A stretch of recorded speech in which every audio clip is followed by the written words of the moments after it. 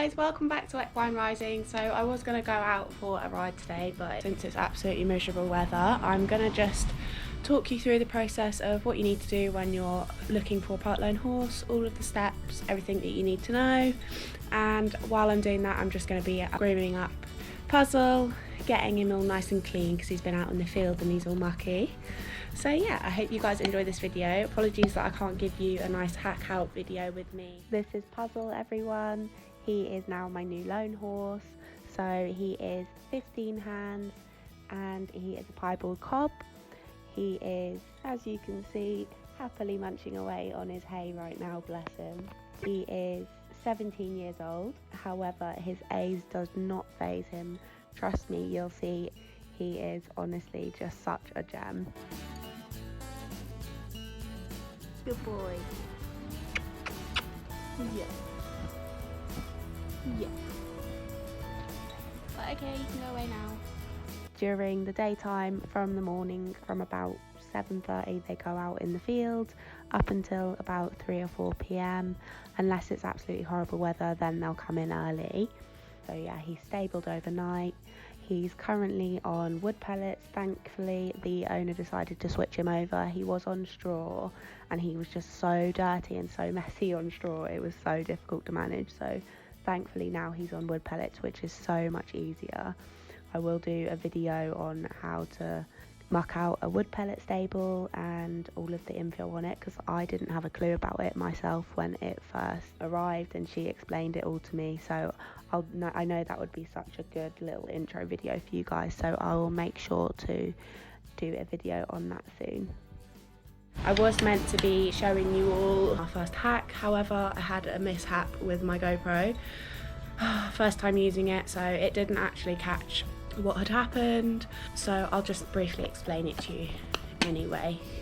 So when we went out, obviously it was our first hack together and I was cantering along with him, all going fine. I was taking a recording on my phone stupidly, and all of a sudden he decides to go up on the bank on the side of the little pathway that we're cantering through.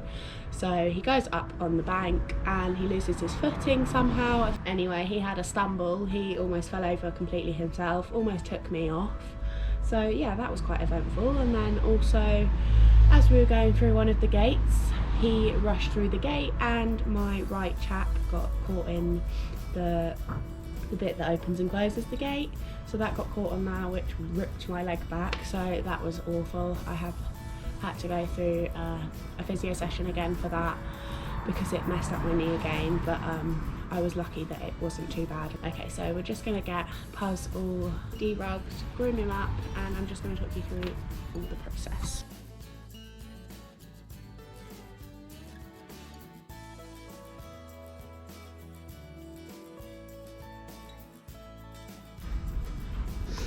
Okay, so obviously the first thing when you're looking for a part-loan horse, obviously you need to know your ability.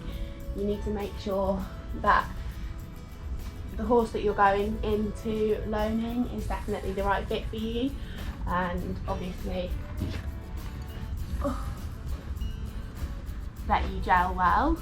So if you have a preference on mares or geldings, then that's definitely something that you should stick to. I wouldn't. Stop being a pain, put your head down. There we go. So I definitely wouldn't swade on any of the things that you know that you need. Definitely before you even start going out to see horses. What I did was, as you'll see from my last video, if you haven't seen that already, go and check that out. But what I did, I just wrote myself a list of requirements, everything that I was looking for.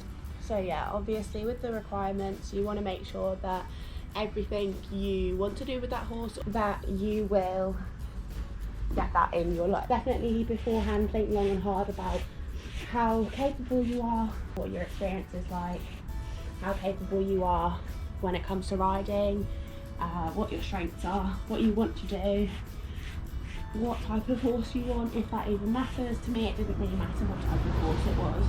I just wanted a safe and sound sort of horse that I could regain my confidence on and all of that. So obviously you have to assess your own ability.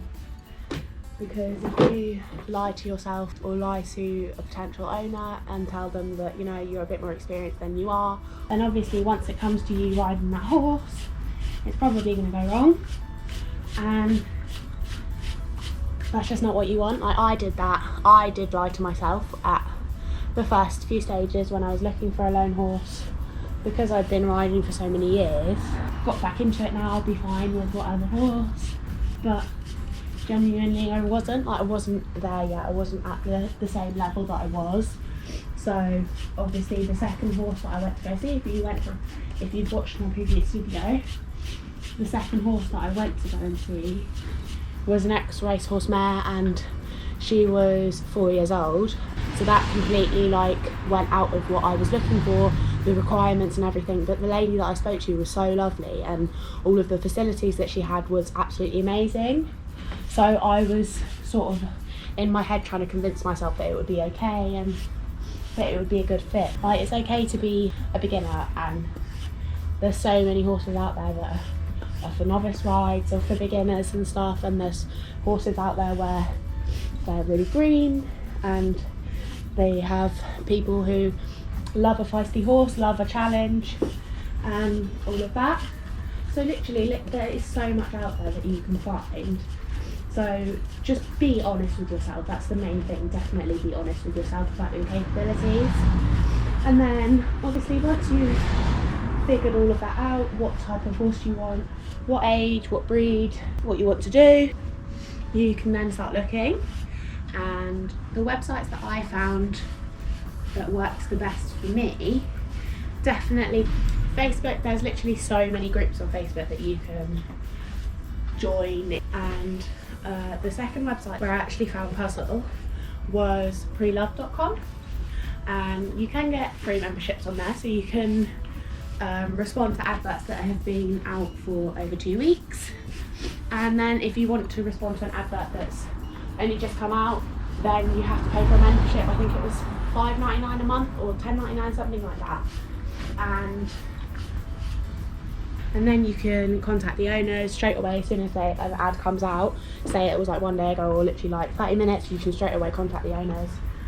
So you don't have to wait like 2 weeks. Yeah, you have to wait 2 weeks, otherwise 14 days to be able to contact the owners if you don't pay for the membership.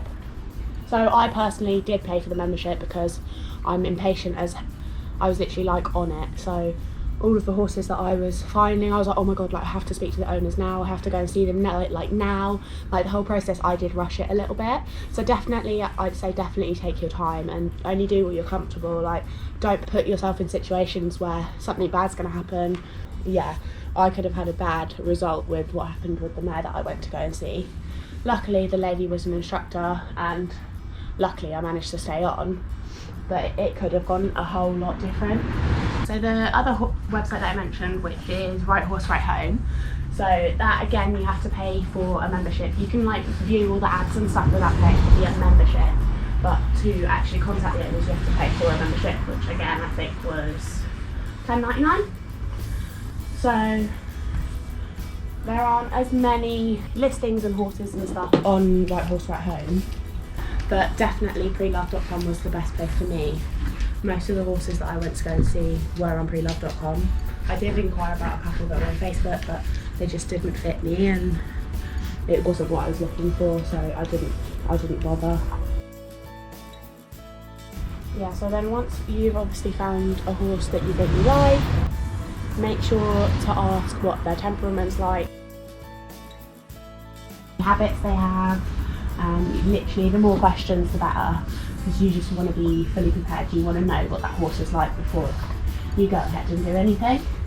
Ask literally all the questions that you can. So if they can hack out alone, can they jump, what height can they jump, how many times a week are you happy for them to jump or dressage, can you take them out on competitions if that's something that you wanted to do, or what they like to catch, do they live out or in, what stable duties do you have to do, if any. Do you have to do any chores along with sharing the horse, or do you just turn up and ride? So there's like literally there's so many different part loans or shares that you can get. So there are quite a few out there where they just want you to simply come to the yard and just exercise the horses. And then there's also a lot where obviously they want you to take a bit more control and help out a bit more and help with all the yard duties like mucking out and cleaning their stable and giving them hay nets and stuff and fresh water on your days.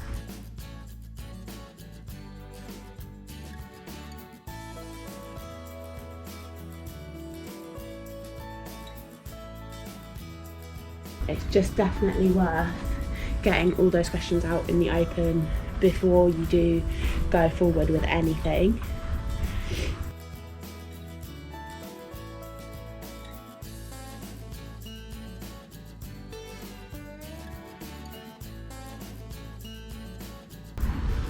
So once obviously you found a horse that you think that you get on with well, now is the time to go and ride those horses.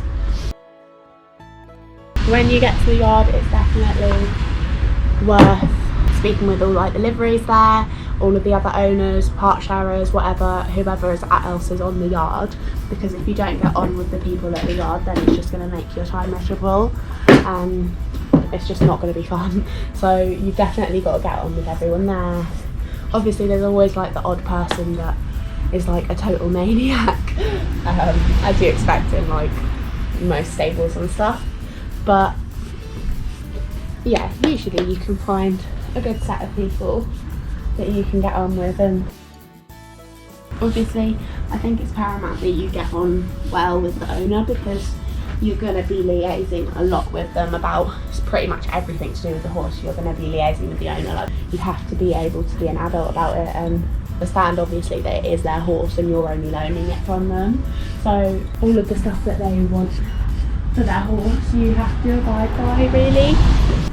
So if that's not something that you really want to do, you're not really like a people's person and stuff, then part loaning probably isn't the best idea. But it's definitely an experience, and if you're not ready to own your own horse and you don't have enough knowledge of it and you haven't had enough experience and stuff, part loaning is definitely the way to go, because it just gives you like such a better outlook on what life is like owning a horse,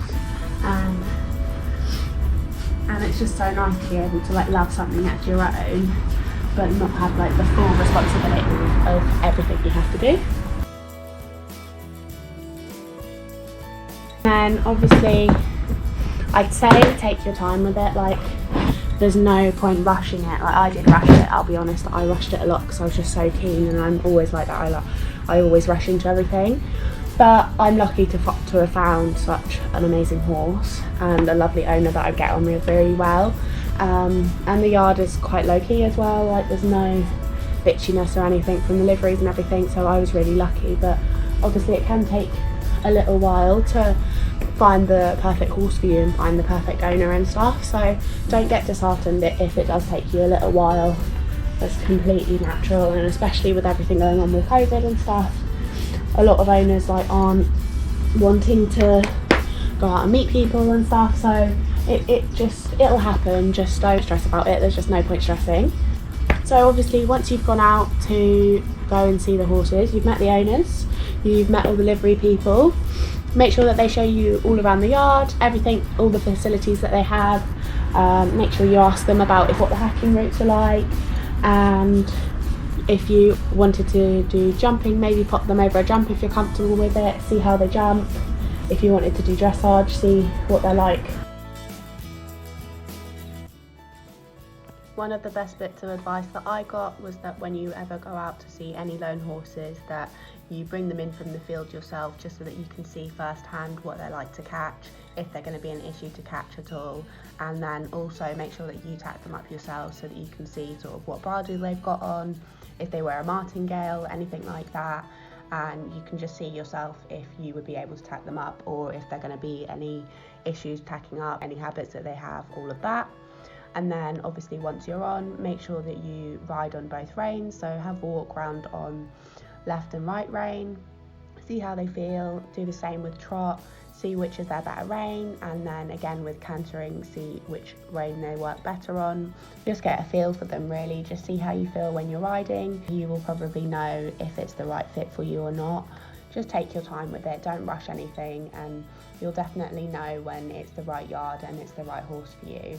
you'll just know on the spot probably. Like, I knew on the spot with Puzzle that he was a perfect horse, and on the spot I said that I wanted him. So definitely just go with your heart. So obviously once you've gone out and seen all of the horses, by now you'll probably have a good idea of which one was the best fit for you, which was your dream horse, and which one you want to loan. So that is the most exciting part. You know that you want to loan that horse, and then definitely before you go into anything you need just to have a contract. So that's just to keep you safe and keep the owner safe and the horse, and that you know everything that you can do and what they expect of you.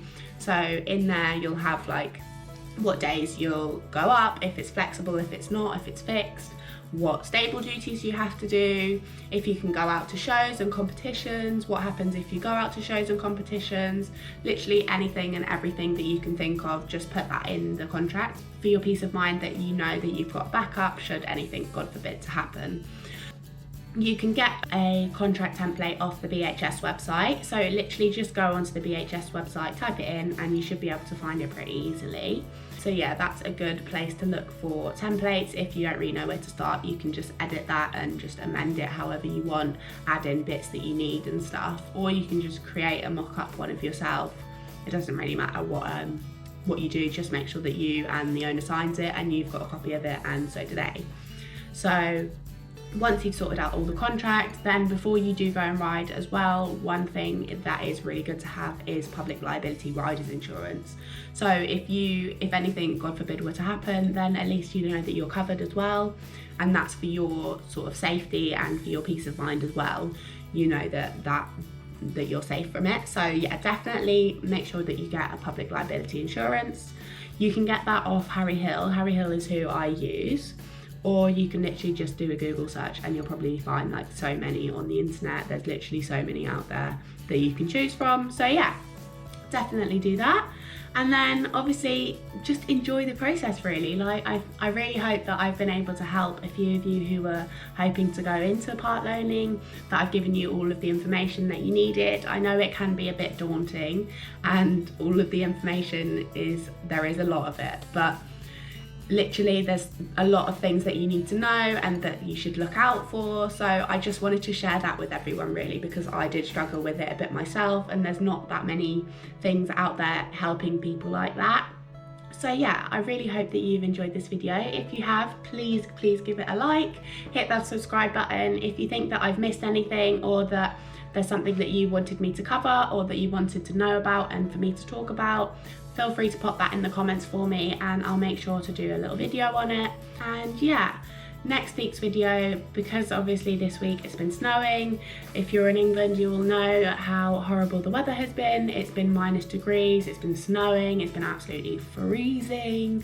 So yeah, the ground is really hard, so it's just not nice for him to be going out on. So I haven't been riding him this week. So next week's video, I think I'm just going to do a quick muck out with me. I'm going to show you all how to muck out a wood pellet stable, and yeah, that'll be a nice little informative video for you. I didn't have a clue about it myself, and before he was on straw, obviously I know how to muck out a straw bed, but wood pellets I'd never used before. So definitely I'd like to share the information with all of you guys, and hopefully I can help people out. It's literally so much easier than straw. Like, I can't even explain to you. You'll see how much easier it is and quicker it is to muck out a wood pellet stable. It's like so nice. If that's something that you're interested in, feel free to check that out and hit that subscribe button, and I will see you next week, guys. Bye.